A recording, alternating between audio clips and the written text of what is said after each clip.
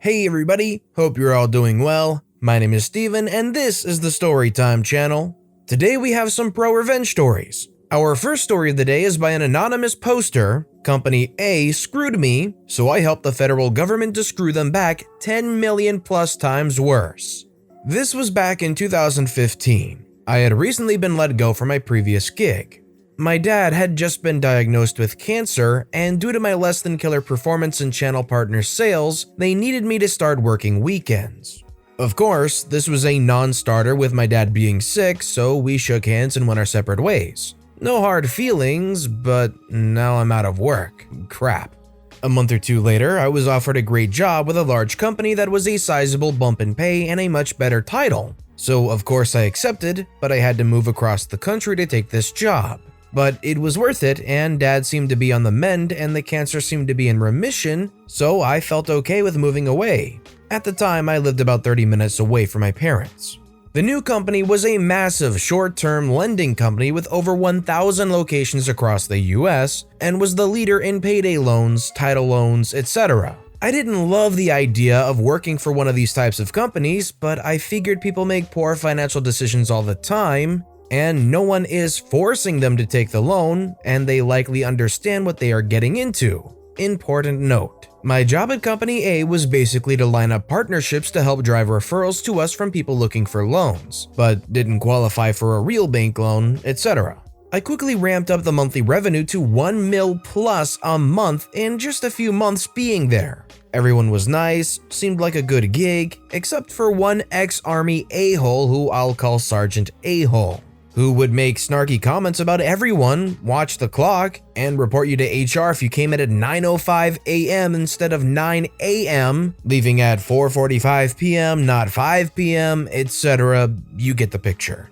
Part of my job was to audit the third-party applications to verify the loans that occurred, and the loan balance / amount to calculate the referral commission for the affiliates.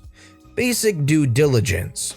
But I had to look at the contract for the loan they signed and the accompanying terms and conditions, and that's when I started seeing red flags left and right.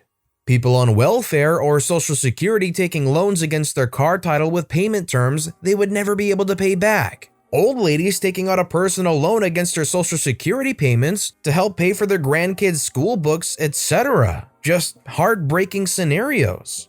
Having a background in business finance and business law from college, I knew they were royally screwed the moment they signed that contract and would eventually lose their only car through repossession, be forced to sign over social security checks to make due on the loan, as they unfortunately agreed to that in the contract. Just awful things. I started bringing this up to any exec or leader that would listen. They all said okay, but no change happened. I think we all felt super crappy as a group about this company deep down, but it's our livelihood. Around this point, my gut kept telling me to document this and keep it for some reason. I didn't know what I would do with it at the time, I just felt this urge to do so I did. I stayed and started collecting every bit of info I could find on them coercing people, even illiterate people, into signing the loan. I saw this in person multiple times, doing store audits, basically using sleazy used car salesman tactics to close the loan. Company A intentionally not explaining that the 28% interest is monthly, not annual, and you have to basically close the loan every month it's not paid in full and sign a new one every month with new interest, carry over from the previous balance, plus new fees, several hundred per new loan, basically every month. And overall, just taking full advantage of desperate, financially illiterate people, fully knowing they couldn't ever pay off the loan, and they would milk them for every dollar, then repo their car and sell it at auction, or threaten to make the past loan payments known to their employer and threaten to garnish wages. Just horribly crappy, mean-spirited business practices. I hated it and hated Company A and everyone in leadership that knew this was happening and basically said, "This is our business practices, it's legal." I knew full well it was not legal or ethical. I followed my gut instinct and had one of those mini handheld scanners and would print off every CFPB/federal violation I came across. I'd scan it and save it or compile it at home on an SD card. Fast forward a few months, my birthday is coming up and I had planned to take a week off to celebrate with my family back home. With my dad very sick at this point, I knew this was likely my last birthday with him. We had a blast, definitely top 5 family memories of all time. We lived it up and did everything we could think of together. The time comes to go back to work in the other state and I didn't want to leave but told my mom I will come back in a heartbeat when you need me to. I get back from PTO, the next day, Monday, mom calls, dad is in very bad shape. I run it by awesome boss, he says, don't talk, go home, come back when you're ready. Awesome, amazing guy with a huge heart. He will always have a special place in my heart for that response. He understood work was not important right now. For context, Sergeant A-hole was passed over for Awesome Boss's job and it was given to Awesome Boss instead. So from day one, Sergeant A-hole had it out for all of us, and he wanted that gig, and was determined to get it by any means necessary. Day 2, Tuesday, back home, Awesome Boss calls me, tells me he's been fired. Apparently, Sergeant A-hole complained to the CEO and COO about his lax approach to his team, letting me just leave without approval, etc. And now Sergeant A-hole is my boss, and Awesome Boss lets me know that Sergeant A-hole will probably fire me too once I get back. So wanted to give me a heads up with everything else I was dealing with, he just didn't want me to be blindsided. A number 1 guy. I stay through the funeral, then fly back to face the music. 10 minutes in, Sergeant A-hole calls me into his office, tells me I violated company policy by taking unapproved time off, and that we needed to talk to HR. I explained what happened, dad passed, funeral, mom is distraught, etc. He says, I'm sorry that happened, but company policy doesn't excuse that. The HR lady felt so bad that I had to be fired, by the COO nonetheless. I tell her I've only been here 4 months, and I spent all my savings relocating down here for the job. This really puts me in a difficult financial situation. She says she'll work hard to get me some severance as I don't qualify for unemployment yet, being there for just a few months. Sergeant A-hole chimes in, well, you wouldn't qualify anyways. You're being fired for non-compliance and excessive absences. Okay, what the freak, dude? HR calls me on the phone the next day saying Sergeant A-hole contacted the COO to make sure I didn't get any severance. So now I'm broke, 5 months into a 12-month lease with no money and no job. I'm up crap creek without a paddle and without my go-to guy, my dad, in this situation. I had to sell most of my stuff, pack up, and move home to live with my mom. Now comes the righteous revenge. I tried to be civil, but the new boss and the exec team played dirty. The time of reckoning is now. I remembered my database of incriminating practices that violated CFPB guidelines, call up Awesome Boss to get his feedback and advice, and he wants to help. Now we have a team. We spent the next several weeks building a massive file to submit to the Consumer Financial Protection Bureau for unfair and predatory lending practices by Company A, which we were somewhat complicit in, but both voiced our concerns, but we needed to make this right. We knew we had been part of this monster, and it's the least we should do to correct it. I gave everything I had to my awesome boss, now teammate, and we provided the CFPB everything I had seen in the brick and mortar locations, all the incriminating docs I had, and gave 2 detailed written statements of our concerns about Company A to the CFPB for their investigation under the condition of anonymity. We never heard back and assumed nothing would come of it, but we did our best to right this wrong we had participated in. Unknown to us, there were thousands of complaints against Company A by consumers, and Awesome Boss let me know he heard from them, and what we provided helped them build their case against Company A. Awesome Boss calls me about 5 months later, now early 2016, to let me know the CFPB called him and something is about to happen. This led to a fairly large consumer protection investigation into Company A, unknown to me and Awesome Boss at the time. But another several months passed. Didn't hear or see anything, so I figured that they hired some top-shelf lawyers and made it go away. That is, until June of 2016. While drinking coffee and applying for new jobs at my mom's house one morning, I was watching CNBC and hear Company A's name come up. I turn to watch and see that they are getting hit with huge fines, legal fees, and their business has to basically stop all business until the case is resolved. They ended up being levied almost $10 million in fines, over $20 million in legal fees, and lost out on about $50 million in revenue while the government pressed pause on their operation, all thanks to Sergeant A-Hole, which I later found out from a previous coworker that Sergeant A-Hole was fired and thrown under the bus for not reporting employee complaints to the exec team. But they knew full well. I told the COO multiple times what we were doing is probably illegal, but they made Sergeant A-Hole the sacrificial lamb in this case. To this day, there are still tons of pending class action lawsuits and regional government actions against them. But it worked out well for me personally. Mom was so glad I was back home. She was having such a hard time without Dad around. They were married for 35 years. I took my downtime to learn a new career that pays much better, and I love my new career and post-Company A life. And it felt good to watch that cesspool of a company get their comeuppance on behalf of everyone they lied to, stole from, and screwed over. As Grandma always said, some turds stink and some float to the top. In the end, they all get flushed. I was very happy to see this floating turd get flushed. EPH 511 have nothing to do with the fruitless deeds of darkness, but rather expose them. And expose I did.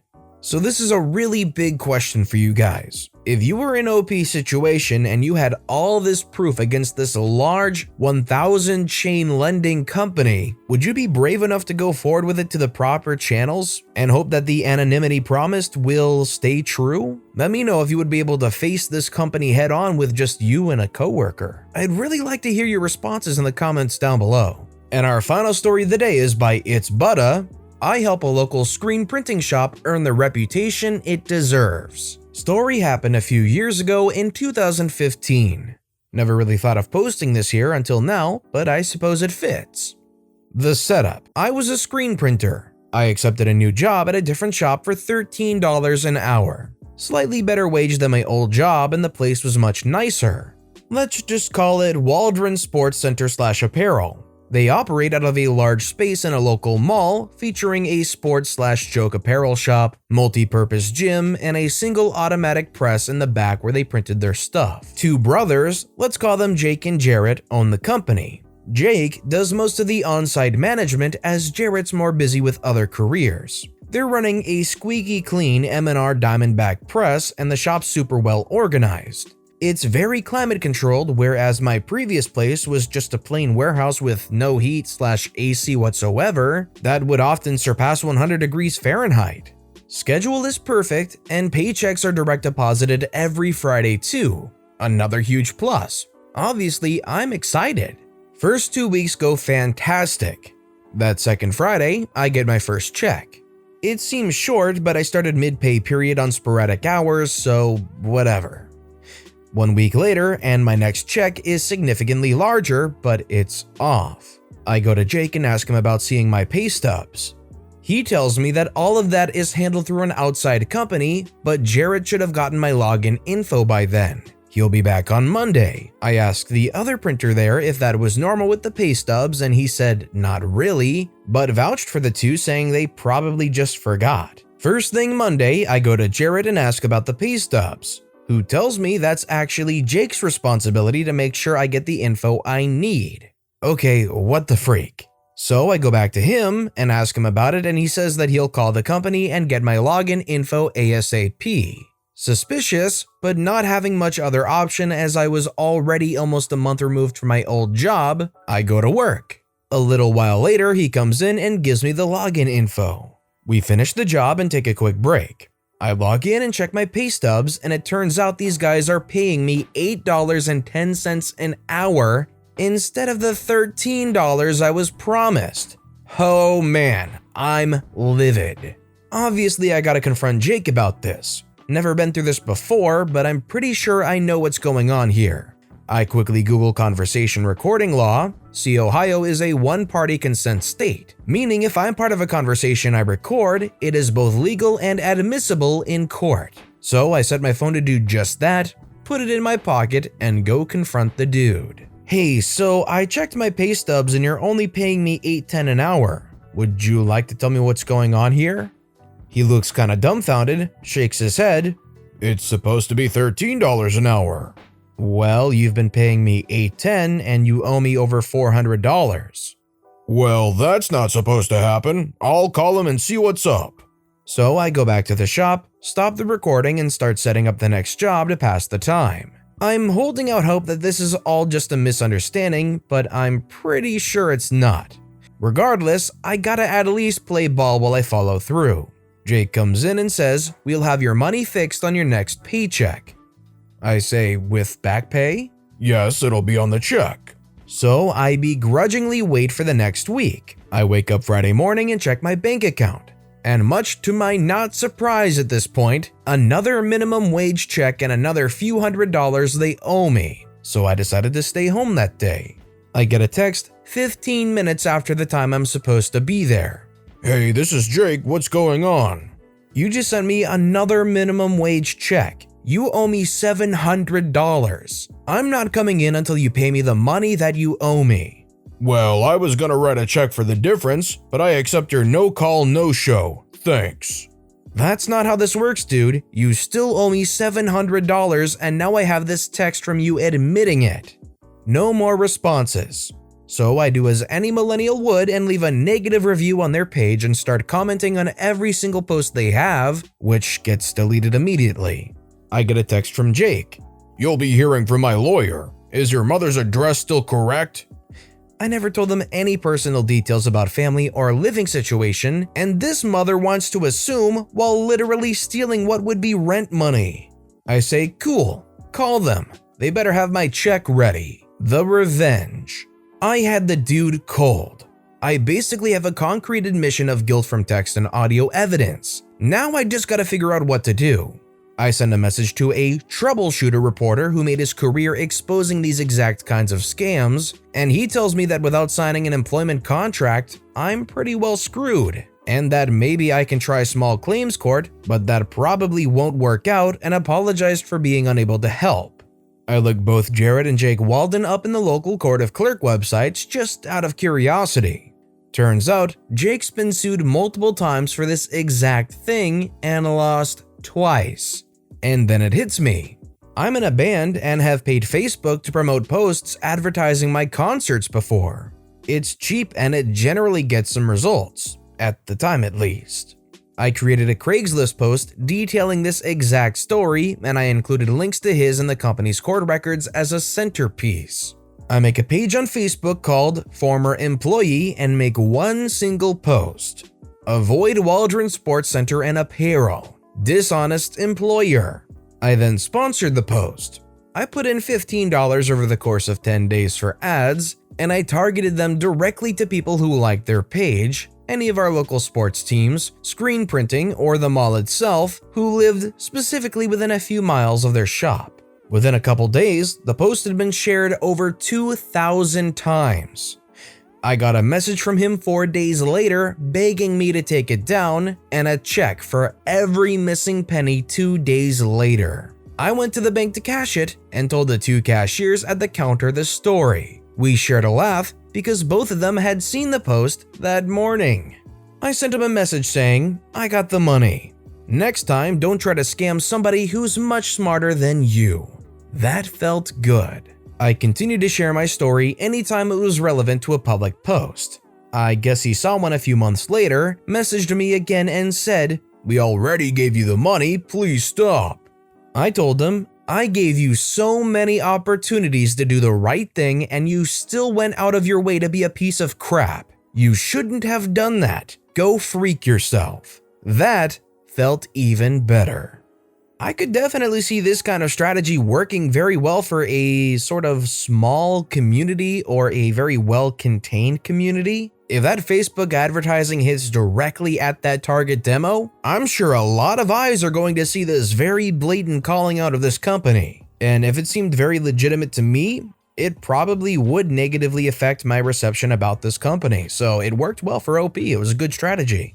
But with that being said, that's all the time we have for today, so if you have a favorite story of the day, let me know which one and why in the comments down below. If you enjoyed the video, please consider giving it a like and subscribe if you haven't, and turn on notifications so you'll never miss an upcoming video from the Storytime channel. Every little thing that you do helps the channel grow that much more, so no matter what you did, thank you for supporting me right here on the Storytime channel. I hope you all have a wonderful day, and I'll see you all next time right here.